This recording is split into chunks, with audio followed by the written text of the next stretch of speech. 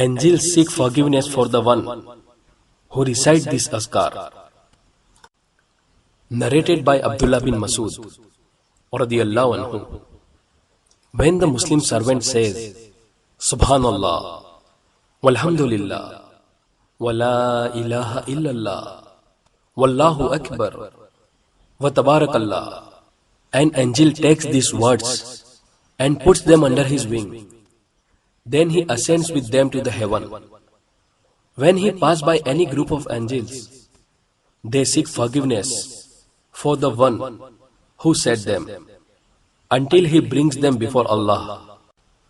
At-Tabrani, Fil Mu'ajjam al-Kabir, Sahih, Al-Hakim, Fil Mustadrak Sahihain, Sahih.